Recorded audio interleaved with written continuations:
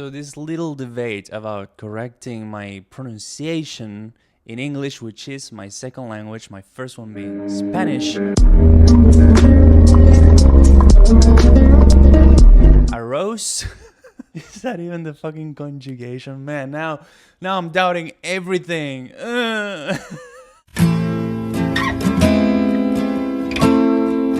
My comment section, it reminded me of this scene from Modern Family, which I'm about to play. Gloria hates when people imitate her. And then Gloria says, "Where are my shoes? I cannot go to the club without my shoes. Your stupid doggy chose my shoes."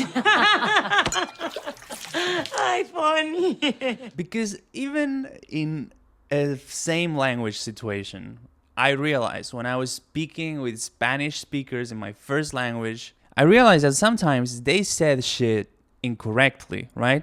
And if I corrected them, they hated your guts. I realized that pretty early on. I mean, no one likes being corrected because, you know, it's like it's coming from this place of superiority, right? Even if you're right, of course. So to think that for a second language, it's more justified, I think it's the opposite.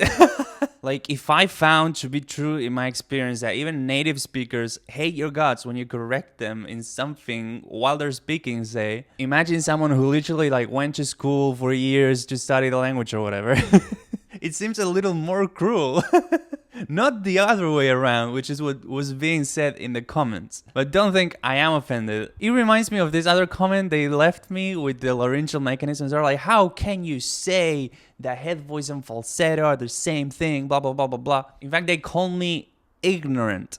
So what I feel the connection between these two situations is that as long as you're understanding me, there should be no problem. For example, if I'm saying falsetto, head voice, and all these weird words, the one who is listening to me could actually receive different information to the one that I'm intending to communicate. Which is why laryngeal mechanisms is a way better idea as a communication language because it's based on reality as opposed to all these weird words. So in that sense, I feel I'm not offended by the comments or the corrections. Just leave them all. I've gotten so many comments on my speaking since Crazy Singing, some really mean ones, but they still make me laugh. So this is nothing.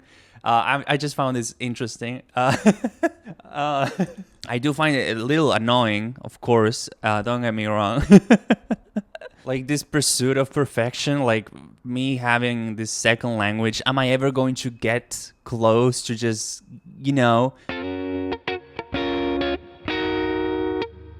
maybe causing other people to think I'm a native speaker? Is that what we want? No, like I'm from a different country anyway, so. Gloria. Howdy, hubby. How about some grub before we turn on the NASCAR? I'm not gonna lie, I like where this is going, but in the same way with the laryngeal mechanisms, like as long as the message is being properly communicated, which we cannot say for the old framework of singing, which is awful and so subjective, then I couldn't care. Like if you call M1 pre-voice crack instead of M1, since it's pointing at the same thing, I'm fine with that, totally. You know, if you call M2 post-voice crack, same thing. It's like pronouncing it differently, but the point is being communicated across, you know, perfectly. So I don't care. I hope you enjoyed this weird video. I love you so much, all of you. Keep correcting me in the comments or fucking don't anymore.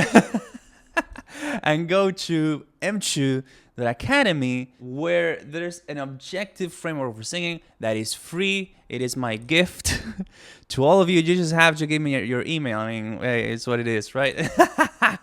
And then I send you some emails and then you can unsubscribe. So it's, you know, technically free and you can find your mixed voice with me, whatever, you know, just go get my program.